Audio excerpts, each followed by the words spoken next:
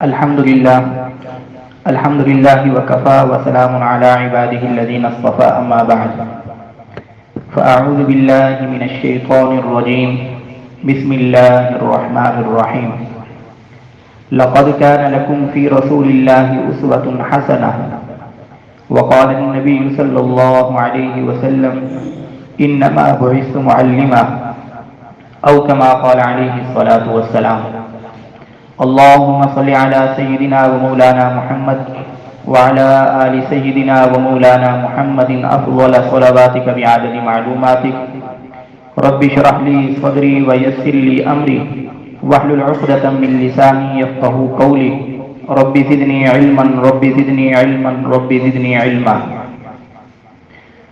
بزرگان محترم اور برادران عزیز، آج اللہ کے فضل سے 13واں سیشن رسول اللہ صلی اللہ علیہ وسلم کی سیرت کے حوالے سے ہم پڑھ رہے ہیں. ابھی تک ہم نے پڑھا کہ سرداران قریش نے عتبہ بن ربیعہ کو رسول اللہ صلی اللہ علیہ وسلم کی خدمت میں بھیجا تھا کہ جا کر یہ پیشکش رکھیں، ہو سکتا ہے کہ وہ اپنی دعوت سے دستبردار ہو جائیں. آپ نے گزشتہ سیشن کے اندر بڑی تفصیل کے ساتھ یہ گفتگو سنی کہ آپ علیہ الصلوۃ والسلام کا رد عمل کیا تھا. رسول اللہ صلی اللہ علیہ وسلم نے سورہ حامیم سجدہ کی آیات تلاوت کی، اس کے بعد عتبہ بن ربیعہ کا رد عمل کیا تھا، اور اسی کے ضمن میں قرآن مجید کے معجزہ ہونے کے حوالے سے، کتاب ہدایت ہونے کے حوالے سے آپ حضرات نے تفصیلی گفتگو ملاحظہ فرمائی. ہم ترتیب کے ساتھ چل رہے ہیں. دراصل یہ اشاعت اسلام کو روکنے کے لیے ایک منظم کوششوں کا آغاز تھا، اور وہ جو کوششیں تھیں ان کی شکلیں مختلف تھیں. ایک شکل یہ تھی کہ وہ وقتاً فوقتاً آپ علیہ الصلوۃ والسلام کے پاس آتے اور آ کر کچھ مطالبات رکھتے، کچھ معجزات کا مطالبہ کرتے، کچھ بیجا اور غیر معقول اور بیہودہ قسم کے سوالات کرتے تھے، اور ان تمام کوششوں کا مقصد یہ تھا کہ حضور علیہ الصلوۃ والسلام اپنی دعوت سے دستبردار ہو جائیں. اسی سلسلے کی ایک کوشش یہ تھی کہ ایک وفد آیا اور اس نے آ کر رسول اللہ صلی اللہ علیہ وسلم کو کہا، پہلے تو آپ ہماری بتوں کی مذمت کو چھوڑ دیں، ہمارے بتوں کو برا بلا نہ کہا کریں، اور اگر آپ یہ نہیں کہہ سکتے تو پھر ہم ایک سمجھوتا کر لیتے ہیں، ایک معاہدہ کر لیتے ہیں، اور وہ یہ کہ 1 سال آپ ہمارے بتوں کی عبادت کریں گے اور 1 سال ہم آپ کے رب کی عبادت کریں گے. اب دیکھیں کتنا نرمی دکھلا رہے ہیں. 1 سال آپ ہمارے بتوں کی عبادت کر لیجئے اور 1 سال ہم آپ کے رب کی عبادت کر لیں گے. انہوں نے سوچا کہ شاید اس پہ مان جائیں، ہو سکتا ہے کہ کوئی درمیانی بات ہماری طے ہو جائے. اس موقع پر رسول اللہ صلی اللہ علیہ وسلم نے بھی بڑی سختی سے جواب دیا اور بڑے واضح انداز میں. اور اسی موقع پر تفسیر ابن کبیر میں ہے کہ سورہ کافرون نازل ہوئی، جس کے اندر واضح طور پر 2 ٹوک انداز میں ریڈ لائن کھینچ دی گئی کہ اس معاملے میں کسی قسم کا کوئی سمجھوتا بالکل نہیں ہو سکتا. سورہ کافرون آپ حضرات پڑھتے ہیں، اس کا ترجمہ سنیے کہ کتنے واضح انداز میں بتلا دیا گیا کہ تم الگ دین سے تعلق رکھتے ہوئے الگ دین ہے، دونوں کا آپس میں کسی قسم کا کوئی سمجھوتا نہیں ہو سکتا.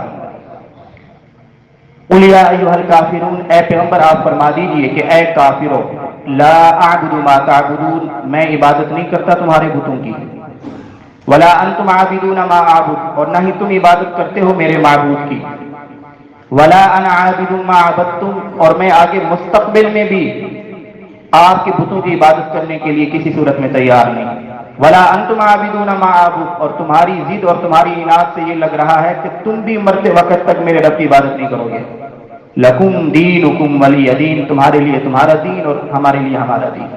یہاں ریڈ لائن کھینچ دی گئی بالکل. اب کسی قسم کا کوئی سمجھوتا نہیں ہو سکتا. اور ایک اور روایت میں ہے کہ سورہ زمر کی آیت نمبر 64، 65 اور 66، یہ 3 آیات بھی اسی موقع پر نازل ہوئی. سورہ کافرون بھی نازل ہوئی اور یہ بھی نازل ہوئی. وہ 3 آیات ان کا ترجمہ بھی سن لیجئے. کہ قل افغیر اللہ تأمرونی اعبد ایھا الجاہلون وَلَقَدْ أُوحِيَ إِلَيْكَ وَإِلَى الَّذِينَ مِنْ قَبْلِكَ لَئِنْ أَشْرَكْتَ لَيَحْبَطَنَّ عَمَلُكَ وَلَتَكُونَنَّ مِنَ الْخَاسِرِينَ بَلِ اللَّهَ فَاعْبُدْ وَكُن مِنَ الشَّاكِرِينَ۔ اے پیغمبر آپ فرما دیجئے، اے جاہلو، تم مجھے کس بات کی دعوت دے رہے ہو کہ میں اللہ کے غیر کی عبادت کروں؟ افغیر اللہ تأمرونی، اللہ کے غیر کیا مجھے کہہ رہے ہو؟ ایھا الجاہلون، کہ میں ان کی عبادت کروں؟ اے جاہلو، قل افغیر اللہ تأمرونی اعبد ایھا الجاہلون وَلَقَدْ أُوحِيَ إِلَيْكَ وَإِلَى الَّذِينَ مِنْ قَبْلِكَ، حقیقت تو یہ ہے کہ میں یا مجھ سے قبل جتنے بھی انبیاء آئے، تمام انبیاء کی طرف اللہ تبارک و تعالی نے وحی نازل فرمائی۔ ہر نبی کو کہا جا رہا ہے، ہر نبی کو، یعنی شرک کی انتہا درجے کی مذمت بیان کی جا رہی ہے۔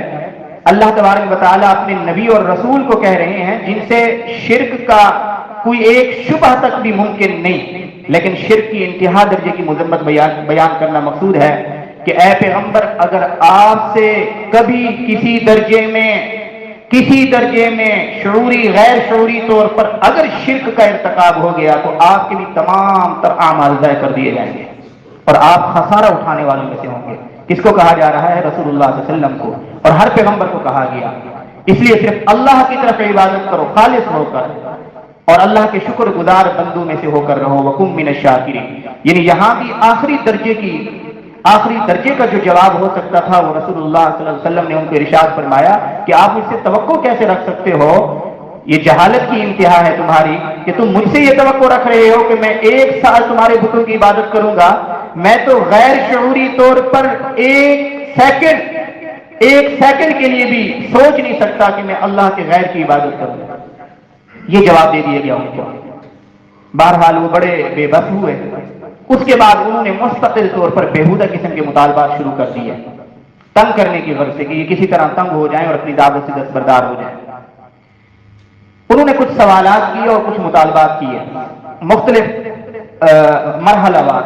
پہلے تو انہوں نے یہ مطالبہ کیا پہلے نمبر پہ کہ اگر آپ واقعی طور پر اللہ کے نبی ہیں، ہمیں تو یقین نہیں ہے اس لیے ہم آپ کے اوپر ایمان نہیں لا رہے، اگر واقعی طور پر آپ اللہ کے نبی اور رسول ہیں، اب ان کے مطالبات سنیے غور سے، تو پھر آپ اس طرح کیجئے، آپ تو پھر اللہ کے بڑے مقبول بندے ہوں گے، اللہ تعالیٰ آپ کی دعا کو تو نہیں ٹالتے ہوں گے، آپ کی درخواست کو تو اللہ تبارک و تعالیٰ ٹالتے نہیں ہوں گے۔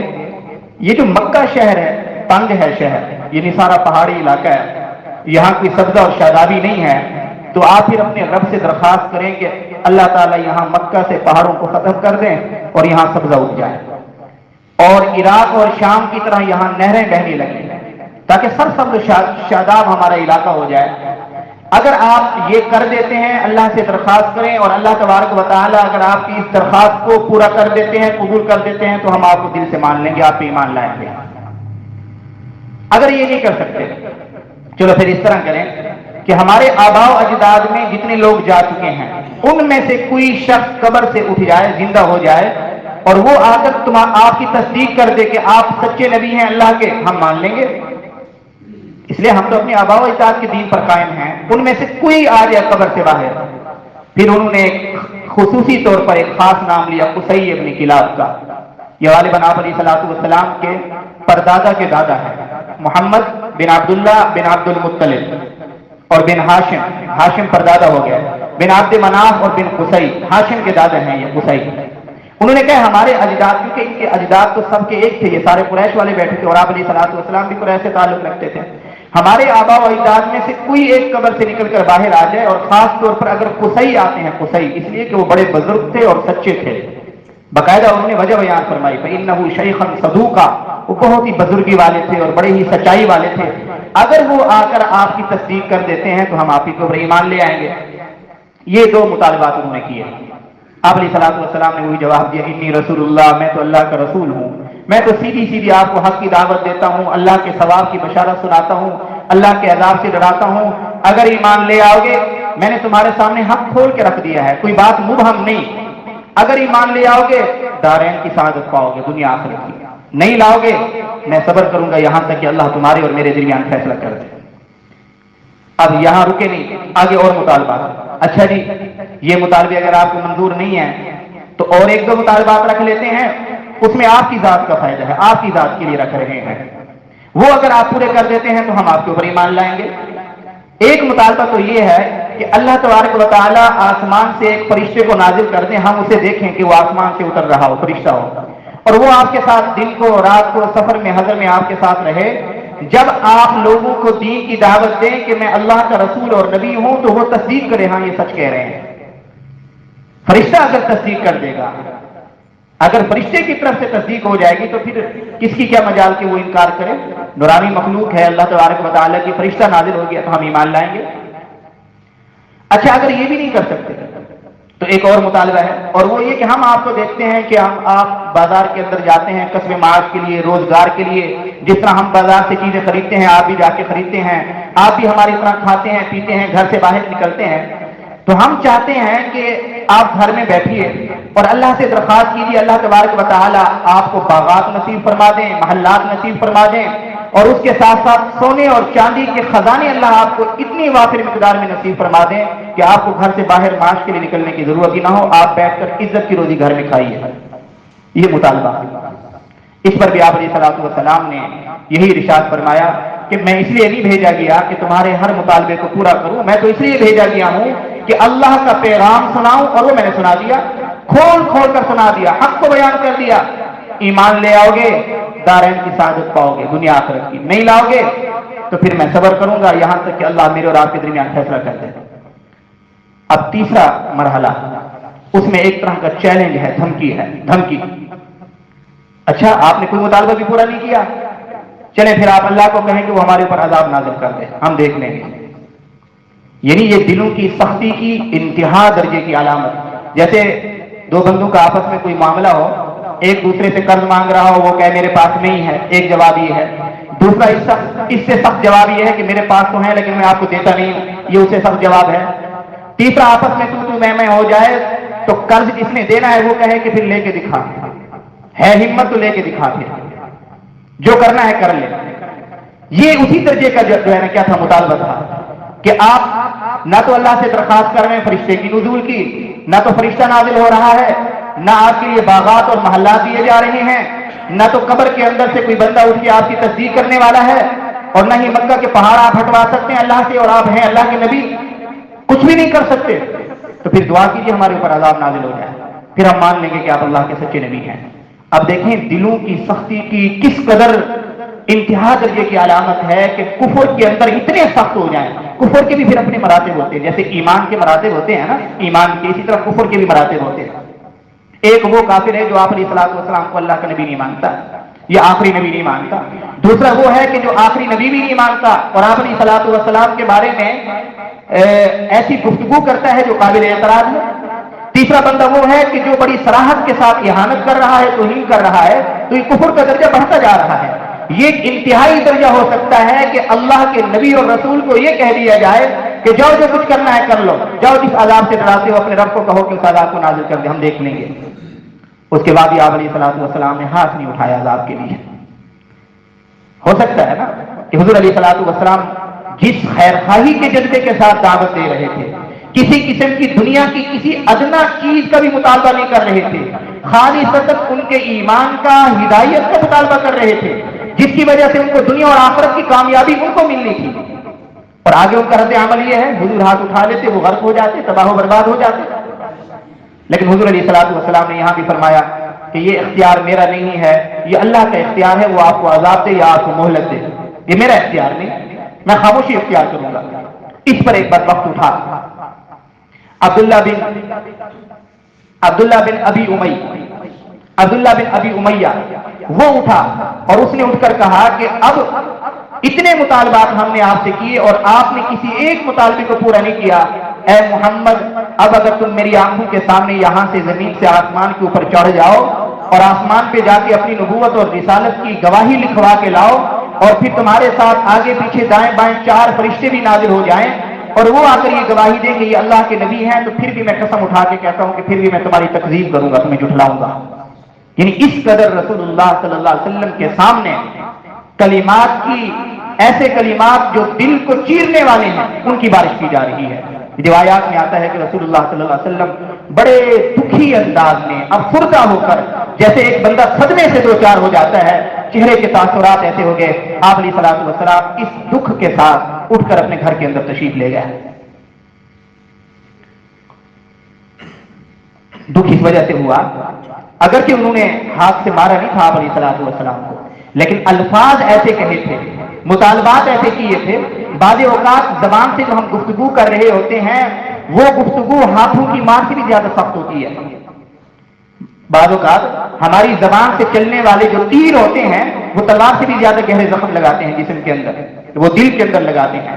اس لیے عربی کا ایک شاعر ہے، اس نے کہا جراحات السنان لہا الطیام ولا یلتام ما جرح اللسان، کہ بعض اوقات جو تلوار ہے یا تیر ہے اس کا زخم تو مندمل ہو جاتا ہے، 6 مہینے بعد، سال بعد، 1.5 سال بعد زخم ختم ہو جائے گا، ہو سکتا ہے ظاہری نشان ہو لیکن کوئی تکلیف نہیں ہوگی۔ ولا یلتام ما جرح اللسان، لیکن زبان بعض اوقات ایسے گہرے زخم لگا دیتی ہے کہ اس کا نشان تو آپ کو نظر نہیں آتا، لیکن وہ دل کے اندر جا کے وہ زخم اس قدر گہرے ہو جاتے ہیں کہ انسان سال ہر سال تک اس زخم کو بھولتا نہیں ہے۔ اس لیے آپ علیہ الصلوۃ والسلام کے ساتھ جب انہوں نے اس طرح کی توہین آمیز گفتگو کی، حدیث پاک کے اندر آتے ہیں، روایات کے اندر آتے ہیں، آپ علیہ الصلوۃ والسلام بڑے دکھی انداز میں ان کے گھر تشریف لے گئے، بڑے دکھی انداز میں۔ اچھا، اب ایک سوال پیدا ہوتا ہے کہ یہ جو لوگ جتنے مطالبات کر رہے تھے اور کہہ رہے تھے اگر یہ مطالبہ پورا ہو جائے تو ہم ایمان لے آئیں گے، اللہ کے لیے کیا مشکل تھا کہ اللہ تبارک و تعالیٰ کسی ایک مطالبے کو پورا کر دیتے اور ان میں سے وہ لوگ ایمان لے آتے؟ ذہن میں سوال پیدا ہوتا ہے۔ اللہ کے لیے تو کوئی مشکل نہیں تھا کہ اللہ تعالیٰ قبر سے قصی بن کلاب کو زندہ کر دیتے، اللہ کے لیے مشکل تو نہیں تھا کہ اللہ تبارک و تعالیٰ رسول اللہ صلی اللہ علیہ وسلم کی خدمت کے لیے ایک فرشتے کو نازل کر دیتے، کوئی مشکل تھا اللہ کے لیے نہیں تھا۔ سوال پیدا ہوتے ہیں ذہنوں میں کہ اللہ کے لیے کوئی مشکل تو نہیں تھا، ان کے کسی ایک مطالبے کو پورا کر لیا جاتا، ہو سکتا ہے کہ وہ سارے کے سارے ایمان لے آتے، ورنہ کچھ لوگ ایمان لے آتے۔ ایک بات ذہن میں رکھیے، اللہ تبارک و تعالیٰ جب کسی اپنے نیک بندے کو نبوت اور رسالت عطا فرماتے ہیں تو اس کی نبوت اور رسالت کے اوپر دلائل بھی عطا فرماتے ہیں، دلائل، آیات، علامات بھی عطا فرماتے ہیں۔ ان کی 2 قسمیں ہوتی ہیں دلائل کی۔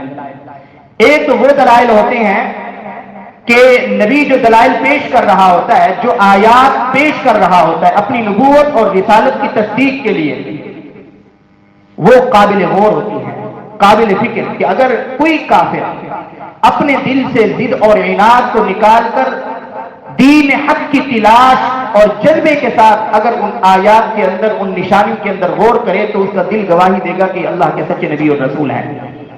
ایک قسم تو آیات اور دلائل کی یہ ہے۔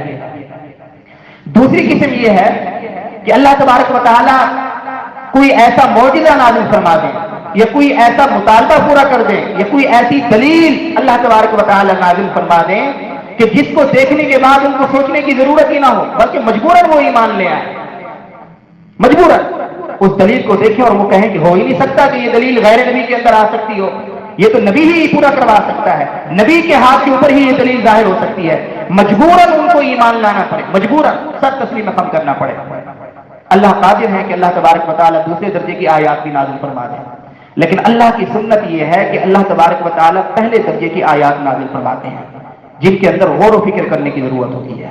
مثال کے طور پہ 40 سال تک رسول اللہ صلی اللہ علیہ وسلم کا ان کے درمیان میں رہنا، کبھی فحاشی کے قریب نہ جانا، بے حیائی کے قریب نہ جانا، بت پرستی کے قریب نہ جانا، پھر آپ علیہ الصلوۃ والسلام کی ولادت محیر العقول، عقل کو حیران کرنے والی مافوق الفطرت قسم کے واقعات آپ علیہ الصلوۃ والسلام کے ساتھ پیش آئے، آپ علیہ الصلوۃ والسلام کی نشو و نما ایک عام بچے کی بنسبت زیادہ اچھے انداز سے اور زیادہ تیز رفتاری کے ساتھ ہو رہی تھی، یہ سب کچھ وہ لوگ دیکھ رہے تھے۔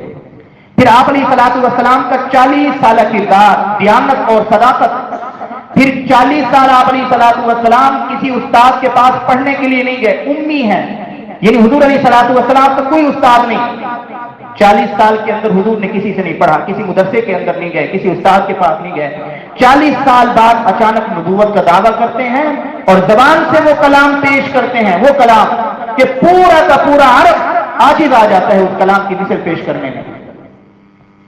ایسا کلام پیش کر دینا، اس کا ایک ہی مطلب ہے کہ اس کا کوئی استاد نہیں، یہ کسی مدرسے میں نہیں گئے، یہ ایسا کلام پیش کر رہے ہیں کہ جو عاجز کرنے والا ہے، ہمارا کلام اس کے کلام کا مقابلہ نہیں کر سکتا، اور یہ غیر کی خبریں بیان کر رہے ہیں، گزشتہ قوموں کے واقعات بیان کر رہے ہیں، یہ ساری چیزیں ایسی ہیں کہ اگر کوئی بھی کافر شخص ان تمام علامات کے اندر غور و فکر کرے تو اس کے اوپر اسی طرح حق کھل جائے گا جس طرح ہمارے سامنے سورج طلوع ہوتا ہے تو ہمیں یقین ہو جاتا ہے کہ اب دن ہو چکا ہے۔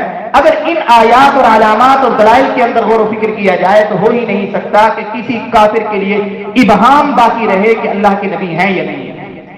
یقین ہو جائے گا کہ یہ اللہ کے نبی ہیں۔ اس وقت اب غور و فکر کے بعد، سوچ و وچار کے بعد وہ اپنے ارادے اور اختیار سے ایمان لائے گا۔ اس کو کہتے ہیں ایمان اختیاری۔ اللہ کے ہاں جو ایمان معتبر ہے وہ ایمان اختیاری ہے۔ یہ تھوڑی سی علمی گفتگو ہے لیکن سمجھنے کی ضرورت ہے۔ اللہ کے جو ہاں ایمان معتبر ہے وہ ایمان اختیاری ہے۔ ایمان اختیاری تب ہوگا جب اس کے سامنے ایسے دلائل ہوں گے جن کے اندر وہ غور و فکر کرے گا۔ غور و فکر کرنے کے بعد اب وہ اس نتیجے پہ پہنچے گا کہ یہ واقعتاً اللہ کے نبی ہیں، اب اپنے ارادے اور اختیار کے ساتھ یہ ایمان لائے گا تو یہ ایمان اختیاری ہے اور اللہ کے ہاں یہی ایمان معتبر ہے۔ اب اگر اللہ تبارک و تعالیٰ دوسرے قسم کے دلائل جو کہ اللہ قادر ہیں، اور بعض اوقات اللہ تبارک و تعالیٰ نے اپنے نبیوں کے ساتھ یہ معاملہ کیا ہے کہ معجزات انہیں دیے ہیں، اگر اللہ عام عمومی انداز میں جب بھی کوئی کافر مطالبہ کرتا اللہ اس کے مطالبے کو پورا کر دیتے تو اللہ قادر تو تھے۔ اب انہوں نے مطالبہ کیا کہ قصی بن کلاب کھڑے ہو جائیں اور آ کر تصدیق کر دیں کہ آپ اللہ کے نبی ہیں تو ہم مان جائیں گے۔ اب اللہ کر سکتے تھے، لیکن اللہ اگر یہ دلیل قائم کر دیتے کہ قصی بن کلاب کو کھڑا کر دیتے، وہ آ کر کہہ دیتے کہ یہ اللہ کے نبی ہیں، تو اب ان کے لیے ایمان اختیاری نہ رہتا، اب وہ ہر صورت میں ایمان لاتے۔ کوئی چارہ کار ہی نہیں تھا ان کے پاس، اور کوئی چارہ ہی نہیں تھا ایمان سے انکار کرنے کا، اس لیے کہ جو تصدیق مانگ رہے تھے وہ تصدیق ہو گئی۔ اب انہیں اجباری طور پر، اضطراری طور پر ایمان لانا پڑتا۔ اللہ تبارک و تعالیٰ ایمان کے معاملے میں جبر نہیں کرتے بلکہ اختیار دیتے ہیں۔ اجباری ایمان اللہ کے ہاں قبول نہیں ہے۔ اللہ چاہتے تو فرشتوں کو نازل کر دیتے، فرشتوں کی ایک پوری جماعت حضور علیہ الصلوۃ والسلام کے ارد گرد لوگوں کو نظر آتی انسانوں کو، اور آپ علیہ الصلوۃ والسلام دعوت دیتے اور فرشتے آپ علیہ الصلوۃ والسلام کی دعوت کی تصدیق کرتے، تو سارے کے سارے لوگوں کے لیے کسی کے لیے بھی انکار ممکن نہ ہوتا، سارے کے سارے لوگ ایمان کے اندر داخل ہو جاتے۔ لیکن یہ کیا ہوتا؟ ایمان اختیاری نہ ہوتا بلکہ ایمان اجباری ہوتا، اضطراری۔ اس لیے حکمت کا تقاضا یہ تھا کہ اللہ تبارک، کیونکہ یہ دنیا دار الامتحان ہے، اللہ نے ہمیں آزمائش کے اندر رکھا ہے، اپنا پیغمبر بھیجا ہے اور اس کے ساتھ کچھ علامات اور دلائل بھی دیے ہیں اللہ تبارک و تعالی نے، اور ہمیں پھر دعوت دی ہے۔ ایک گمراہی کا راستہ ہے، یہ ہدایت کا راستہ ہے۔ پیغمبر کس راستے کی دعوت دے رہا ہے؟ یہ ہدایت کا راستہ ہے۔ تمہیں کیسے معلوم ہوگا کہ یہ اللہ کا پیغمبر ہے؟ اس کے کردار کو دیکھو، اس کی سیرت کو دیکھو، اس کی صورت کو دیکھو، اس کے اخلاق کو دیکھو، اس کے کلام کو دیکھو، دعوت کس بات کی دے رہا ہے، پھر غور و فکر کر کے اس کے اوپر ایمان لاؤ، اپنے مرضی سے لاؤ، ہم جبر نہیں کریں، اپنی مرضی سے لاؤ تو وہ تمہارا ایمان معتبر ہے۔ ایمان اضطراری اور ایمان اجباری اگر یہ معتبر ہوتا تو اللہ کسی پیغمبر کو دنیا میں نہ بھیجتے، خود براہ راست اپنا کلام پڑھ کے پوری کائنات کو سناتے اور ساری کی ساری انسانیت مومن ہو جاتی، مسلمان ہو جاتی۔ پھر تو پیغمبروں کو بھیجنے کا مقصد ہی خود ہو جاتا۔ پیغمبروں کو جو بھیجا گیا ہے مقصد یہ تھا کہ آزمائش مقصود تھی، کون میری بات کے اوپر اعتماد کرتے ہوئے میرے نبی کو نبی مانتا ہے، میرے بھیجے ہوئے پیغمبر کو رسول مانتا ہے، کون میری ذات کے اوپر اعتماد کرتا ہے۔ پیغمبروں کو بھیجنے کا مقصد یہ تھا کہ میری اور آپ کی آزمائش تھی کہ ہم اللہ کی مانتے ہیں یا نہیں مانتے۔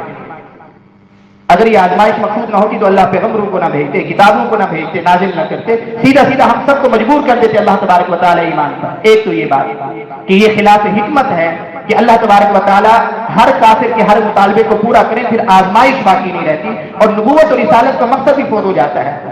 اور دوسری بات یہ ہے کہ اللہ تبارک و تعالی کی سنت یہ رہی ہے کہ جب کسی قوم نے کسی پیغمبر سے معجزے کا مطالبہ کیا ہے اور اس معجزے کے مطالبے کے بعد اللہ نے اس معجزے کو پورا کر دیا ہے، اس مطالبے کو پورا کر دیا ہے، اس کے بعد اگر وہ قوم ایمان نہیں لائی، پھر اللہ کی سنت یہ ہے کہ اللہ تبارک و تعالی نے اجتماعی طور پر اس قوم کو ہلاک کر دیا ہے۔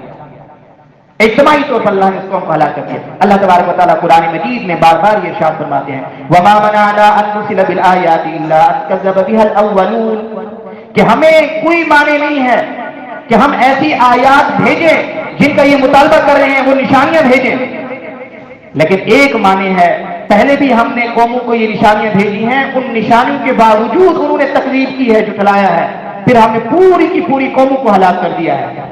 اور اے پیغمبر آپ تو رحمت للعالمین بنا کے بھیجے گئے ہیں، आपकी कौम के साथ हमारा कतन ये इरादा नहीं, हमने तो ये इरादा ही खत्म कर दिया है कि आपकी कौम को इज्तिमाई तौर पर किसी अजाब के अंदर मुब्तला करें, आपकी रहमत की वजह से कि आप रहमतुल लिल आलमीन बन के आए हैं, आपकी बरकत की वजह से हम आपकी कौम को इज्तिमाई तौर पर अजाब के अंदर मुब्तला नहीं करना चाहते, इसलिए हम इनके बेजा मुतालबात को पूरा नहीं कर रहे। अगर हम इनके किसी एक मुतालबे को पूरा कर देते हैं, मनपसंद के मोजज़े को जाहिर कर देते हैं, उसके बाद भी ये लोग ईमान नहीं लाते, तो फिर हमारी सुन्नत तो ये है कि हम सबको हलाक कर देंगे, फिर आपकी रहमतुल लिल आलमीन का क्या होगा? आपकी वजह से हमने इनको अजाब से बचाया हुआ है। इसलिए बात ध्यान में रखिए, अल्लाह के लिए कोई मुश्किल नहीं था कि अल्लाह इन मुतालबात को पूरा कर देते हैं। अल्लाह ने इसलिए मुतालबे पूरे नहीं किए कि अगर ये मुतालबे पूरे हो जाते, एक तो न मानने की सूरत में पूरी कौम इज्तिमाई तौर पर अजाब के अंदर मुब्तला हो जाती, फिर रसूलुल्लाह सल्लल्लाहु अलैहि वसल्लम और दूसरे पैगंबरों में कोई फर्क न रहता। हमारा जो दावा है, कुरान का दावा है कि आप अलैहिस्सलातु वस्सलाम रहमतुल लिल आलमीन बन के आए हैं, उसी का मजहर है कि अल्लाह तबारक व तआला ने हर मुतालबे को पूरा नहीं किया ताकि ये कौम इस किस्म के आजाब से महफूज रहे। और दूसरे नंबर पर अगर अल्लाह तबारक व तआला हर मुतालबे को पूरा कर देते तो फिर उसके बाद ईमान लाना लाजमी हो जाता, तो ये ईमान इज़्तिरारी और इजबारी होता। अल्लाह के यहाँ जो ईमान मोतबर है वो ईमान इख्तियारी है। तो बहरहाल ये मामला हुआ। उसके बाद जब उन्होंने देखा कि हमने इतने ज्यादा मुतालबात रखे हैं और हमारे मुतालबात को ये बेहुदा कह रहे हैं, हमारे मुतालबात को ये कह रहे हैं कि जाहिलाना मुतालबात हैं। अब आपस में कुरैश जमा हुए।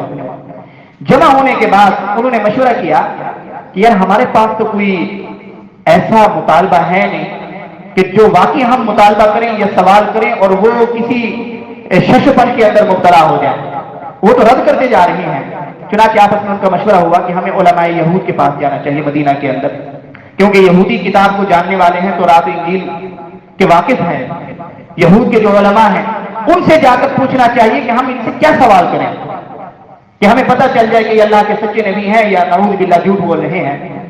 दो बंदों की तश्कील की जो मदीना में उलमाए यहूद के पास गए, नज़र इब्न हारिस और उक़बा बिन अबी मुईद, ये दो अफराद मुशरिकीन में से गए उलमाए यहूद के पास मदीना में और जाकर पूछा कि हम तो काफी सारे मुतालबात कर चुके हैं, सवालात कर चुके हैं, लेकिन हर सवाल को रद्द कर दिया जाता है।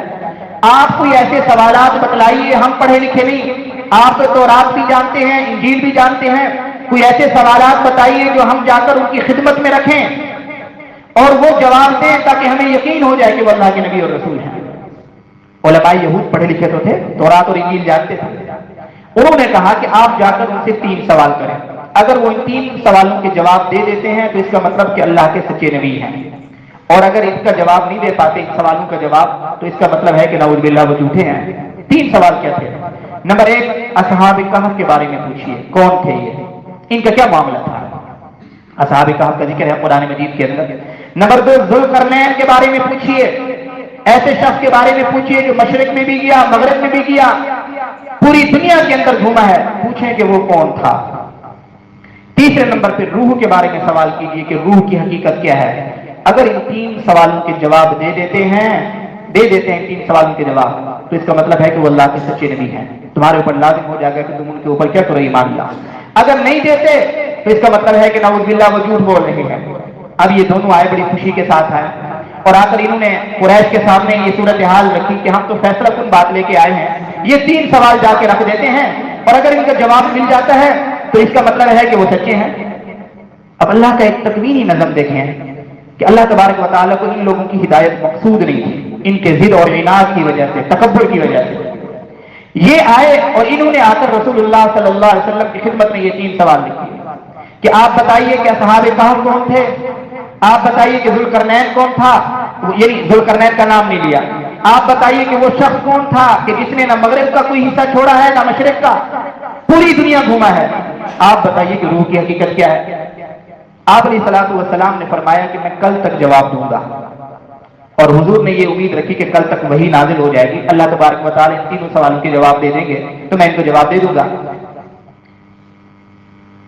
ये कहकर ये तो उठ गए और आप अलैहिस्सलातु वस्सलाम अब वही के इंतजार में हैं, रात को भी वही के इंतजार में कि वही कब आती है, सुबह भी वही के इंतजार में। अल्लाह का करना ऐसा हुआ कि 15 दिन तक वही का सिलसिला मुनक़ते हो गया, 15 दिन तक वही नहीं आई। आप खुद अंदाजा लगाइए कि हुजूर अलैहिस्सलातु वस्सलाम हक की दावत दे रहे हैं। अब फिर वो सवाल कर, और सवाल भी क्या है, वैलिड सवाल है, कोई ऐसे सवाल यानी बेजा किस्म के सवाल भी नहीं है, माकूल सवाल। पहली मर्तबा तो उन्होंने माकूल सवाल किए थे, और वो भी उलमा यहूद के इशारे पे। उनके पास खुद तो कोई माकूल जवाब नहीं था मुशरिकीन के पास। अब हुजूर ने ये भी फरमा दिया कि मैं कल तक जवाब दूंगा, और इंतजार में थे कि कल तक वही नाजिल हो जाएगी, अल्लाह ताला मदद नुसरत फरमा देंगे, इनको जवाब दे दूंगा। 15 दिन तक वही नाजिल नहीं हुई, और इन 15 दिनों के अंदर उन्होंने खूब शोर मचाया, फितना बर्पा कर दिया। हम नहीं कहते थे कि ये झूठे हैं, नऊज़ बिल्लाह।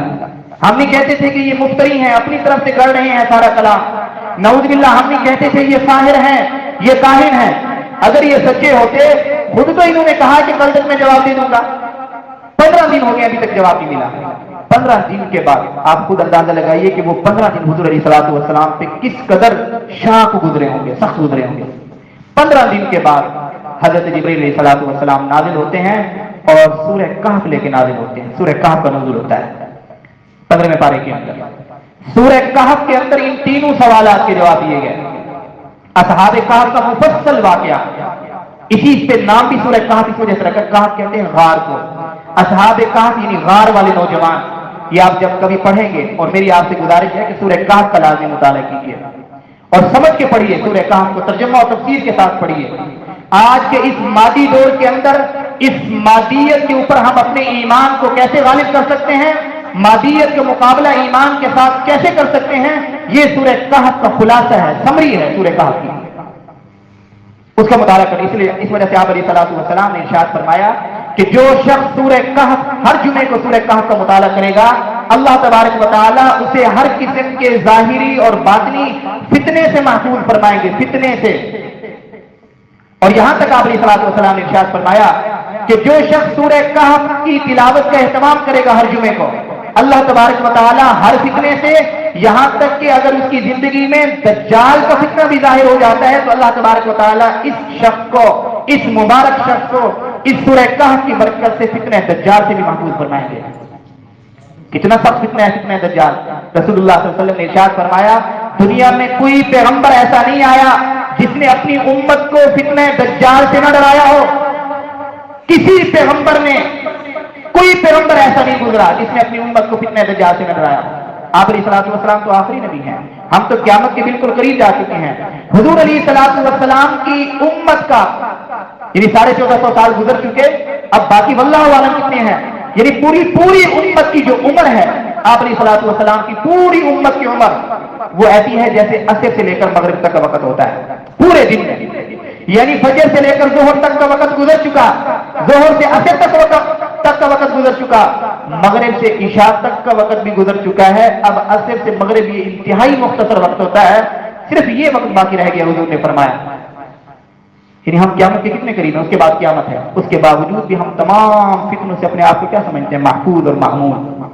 उन फितनों से निकलने के लिए जो नबवी आमाल हैं या कुरानी आमाल, उनकी तरफ तवज्जो नहीं देते। आप अलैहिस्सलातु वस्सलाम ने ये नबवी नुस्खा बताया फितनों से हिफाजत का, खुद भी पढ़िए और अपनी औलाद को भी पढ़ाइए। घर के अंदर भी इसका एहतिमाम कीजिए कि हर जुमे को सूरह कहफ की तिलावत हो। बहरहाल हजरत जिब्रील अलैहिस्सलातु वस्सलाम सूरह कहफ लेकर नाजिल होते हैं।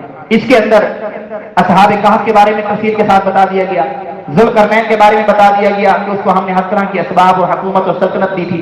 उसके बाद पहले 2 सवालों का जवाब बड़ी तफसील के साथ दिया। आप जब खुद पढ़ेंगे तो आपको मालूम होगा, कई रकूम के अंदर जवाब है। तीसरा जो सवाल था, रूह क्या है, रूह की हकीकत क्या है, इसका जवाब इंतहाई मुख्तसर दिया। वयसअलूनका अनिर रूह, ऐ पैगंबर ये आपसे सवाल करते हैं रूह क्या है। कुलिर रूह मिन अम्री रब्बी, ऐ पैगंबर आप फरमा दीजिए कि रूह मेरे रब का अमर है, मेरे रब का हुक्म है, अल्लाह की मखलूक है, अल्लाह के अमर कुन का नतीजा है। बस इतना जवाब, और कुछ भी नहीं कहा रूह की हकीकत क्या है। हालांकि मेरे और आपका जो वजूद है 2 चीजों का मजमुआ, जिस्म और रूह, और इसके अंदर भी जिस्म मकसूद नहीं है, मकसूदी जो है वो चीज वो क्या है, रूह है। जिस्म तो लिबास की मानिंद है, असल चीज रूह है, और वो जिस्म सवारी है और रूह सवार है। आप मुझे बताइए सवारी और सवार में से असल क्या चीज होती है। आप गाड़ी में बैठे हैं मिसाल के तौर पर, खुदा ना खास्ता मैं बैठा हूं, कोई बंदा आकर कहता है इन 2 में से कोई एक चीज चाहिए, या तो गाड़ी को हम खत्म करेंगे या आपको खत्म करेंगे। تو کون سا عقل مند شخص ایسا ہوگا جو کہے گا کہ مجھے ختم کر دو، گاڑی کو رہنے دو، گاڑی بڑی قیمتی ہے؟ کوئی ہے ایسی دنیا میں کوئی ایسا شخص؟ نہیں۔ اس لیے کہ اصل جو قیمت ہوتی ہے وہ سوار کی ہوتی ہے۔ وہ کہے گا گاڑی کو لے جاؤ لیکن میری جان بخشی کر دو۔ جسم اور روح میں سے روح سوار ہے اور یہ جسم جو ہے نا یہ سواری ہے۔ ہماری اصل روح ہے اور وہی روحانی ترقی اللہ تبارک و تعالیٰ کو مطلوب ہے۔ حالانکہ اتنی اہم چیز ہے اس کے باوجود اس کا جواب کیا دیا گیا؟ مختصر دیا گیا، قل الروح من امر ربی، اے پیغمبر آپ کہہ دیجئے روح تو امر ربی ہے، اللہ کے امر کن کا نتیجہ ہے بس۔ یہ جواب اس لیے مختصر دیا گیا، اس کے اندر بھی سبق ہے۔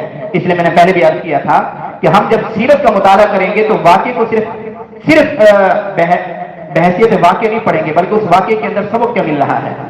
مفسرین نے لکھا اس لیے کہ روح کی حقیقت کا سمجھنا ہر شخص کے بس کی بات نہیں، ہر شخص کے بس کی بات نہیں ہے، اور یہ عوام الناس کے لیے کوئی ضروری بھی نہیں ہے کہ وہ روح کی حقیقت کو سمجھے۔ یہ کوئی ایسا عقیدہ بھی نہیں ہے کہ اس کے اوپر آخرت کے معاملات موقوف ہوں کہ جب کسی کو پتہ نہیں ہوگا کہ روح کیا ہے تو وہ آخرت کے اندر پکڑا جائے گا، اور یہ ایسی کوئی بنیادی اور ضروری چیز بھی نہیں ہے کہ دنیا کے معاملات روح کے جاننے کے اوپر موقوف ہوں۔ اس سے یہ معلوم ہوا کہ علماء کو بھی ہر سوال کے جواب نہیں دینا چاہیے، بلکہ یہ دیکھنا چاہیے کہ جو سوال کیا جا رہا ہے وہ سوال کس قدر ضروری ہے، نمبر 1۔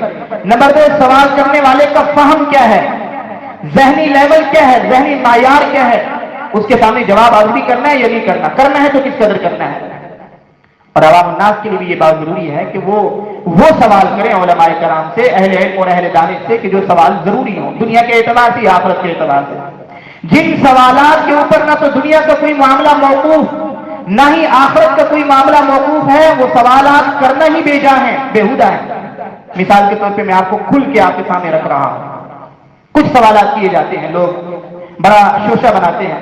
حضرات صحابہ کرام رضوان اللہ تعالی علیہم اجمعین کے آپس میں اختلافات ہوئے، اس کے اندر اللہ تبارک و تعالیٰ کی طرف سے کئی حکمتیں تھیں، آپس میں ان کی جنگیں بھی ہوئی۔ اب لوگ ایسے بھی ہیں، بعض لوگ ان کو یہ فکر ہوتی ہے کہ یہ جو دو گروہ صحابہ کے آپس میں لڑے، ان میں سے حق کون ہے اور باطل کون ہے، کون حق پہ تھا اور کون باطل پہ تھا۔ اب مجھے بتائیے اس سوال کے جاننے کی ہمیں کوئی ضرورت ہے دنیاوی یا اخروی؟ مجھے بتائیے کیا ضرورت ہے اس کو جاننے کی؟ امام شافعی رحمۃ اللہ علیہ سے سوال کیا گیا کہ یہ دو صحابہ کا آپس میں اختلاف ہوا، لڑائی ہوا، آپ بتائیے کہ ان میں سے کون جنتی ہے، نعوذ باللہ کون جنت میں نہیں جائے گا، یہاں تک سوال کیا۔ بلکہ یہ پوچھا اور یہ بھی پوچھا کون حق ہے اور کون باطل ہے۔ امام شافعی رحمۃ اللہ علیہ نے بڑا فیصلہ کن جواب دیا۔ وہ جواب میں نے تو صرف آپ کو ایک مثال دی ہے، ہر ایسے سوال کے لیے یہ جواب ہمارے سامنے ہونا چاہیے۔ امام شافعی رحمۃ اللہ علیہ نے فرمایا تلک دماء، کہ یہ وہ خون ہے جو صحابہ کے آپس کے اندر بہے، کہ جن کے اندر جس خون کے بہانے کے اندر اللہ نے ہمارے ہاتھوں کو محفوظ رکھا، ہمارے ہاتھ تو ملوث نہیں تھے اس خون کو بہانے میں۔ ہمیں چاہیے فلنطہر السنتنا عنہا، جس طرح اللہ نے ہمارے ہاتھوں کو صحابہ کے خون میں آلودہ ہونے سے محفوظ رکھا، اب ہماری ذمہ داری ہے کہ ہم صحابہ کے بارے میں اپنی زبانوں کو بھی آلودہ ہونے سے محفوظ رکھیں۔ یہ کوئی ہمارا کوئی عقیدے کا مسئلہ تو نہیں ہے کہ ہم یہ کہیں کہ کون حق پہ تھا۔ اور اسی طرح ایک سوال کیا جاتا ہے یزید کافر تھا یا فاسق تھا؟ آپ مجھے بتائیے کہ وہ اگر کافر ہوگا تو پھر کیا ہے، ہمیں کیا ملے گا؟ اگر وہ کافر نہیں ہے، فاسق و فاجر ہے، تو ہمارا کیا لینا دینا؟ انہی سوالات کے، یعنی جن پر نہ تو دنیا کا کوئی معاملہ موقوف نہ آخرت کا کوئی معاملہ۔ قبر کے اندر سوال ہوگا کہ آپ یزید کے بارے میں کیا رائے رکھتے تھے، بتائیے۔ ہاں اگر کافر رکھتے تھے تو آپ ٹھیک ہیں، اگر کافر نہیں فاسق رکھتے تھے تو آپ نہیں ٹھیک، آپ کو عذاب میں مبتلا کیا جائے گا، پوچھا جائے گا۔ مجھے بتائیے ہر وہ سوال آپ دیکھ لیجیے، ہر وہ بحث کہ جس کا نہ دنیا میں کوئی فائدہ ہے نہ ہی آخرت کے اندر، نہ ہی آخرت کے اندر کوئی فائدہ ہے، ایسے سوالات سے پرہیز کرنی چاہیے۔ اور اہل علم اور اہل دانش کی یہ ذمہ داری ہے کہ ایسے سوالات کے جوابات دینے سے احتیاط کریں، محتاط رہیں۔ یہ اس واقعے سے ہمیں سبق مل رہا ہے۔ ہمارے ہاں مفسرین نے لکھا ہے کہ اللہ تبارک و تعالی نے اس وجہ سے انتہائی مختصر جواب دیا، مقصود یہ تھا کہ مشرکین کو جس معاملے کے اندر تحقیق کرنی چاہیے کہ آپ کی نبوت اور رسالت کے اندر تحقیق کر کے مان لینا چاہیے، اور ایمان کی روشنی سے اپنی زندگی کو منور کرنا چاہیے، اس میں تو یہ کیا کر رہے ہیں، اس سے تو اعراض کر رہے ہیں۔ جو چیز ان کے لیے ضروری ہے اور جو غیر ضروری ہے اس کے اندر کس قدر توجہ کا اظہار کر رہے ہیں۔ یہ میری اور آپ کی زندگی کے لیے بھی پیغام ہے۔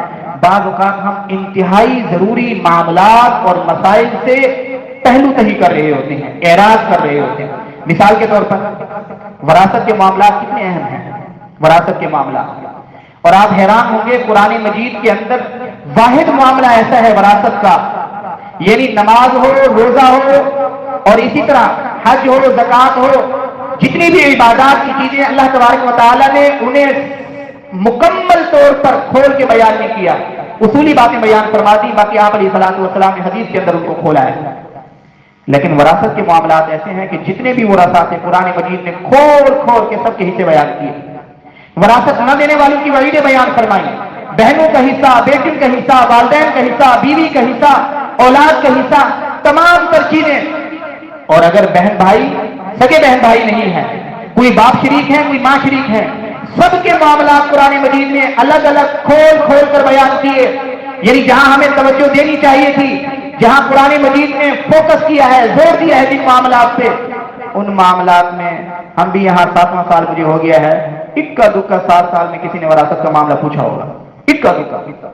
और गैर जरूरी सवालात के अंबार हैं, अंबार गैर जरूरी सवाल, यानी जिनका ना दुनिया से कोई ताल्लुक होता है ना आखिरत से कोई, ऐसे सवालात किए जाते हैं।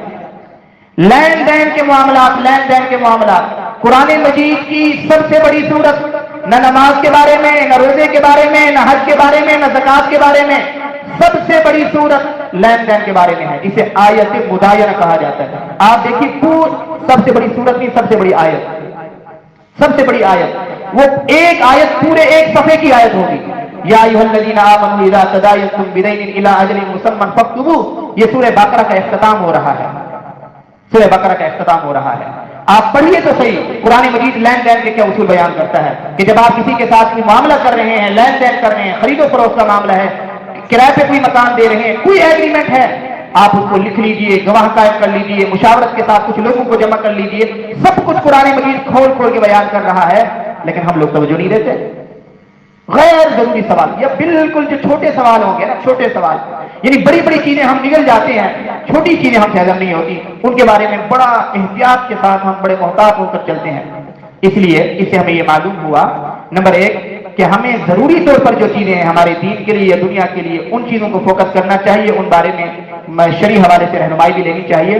जिन चीजों का ना दुनिया का कोई फायदा है ना आखिरत का कोई फायदा है, उनसे अपने दामन को महफूज रखना चाहिए।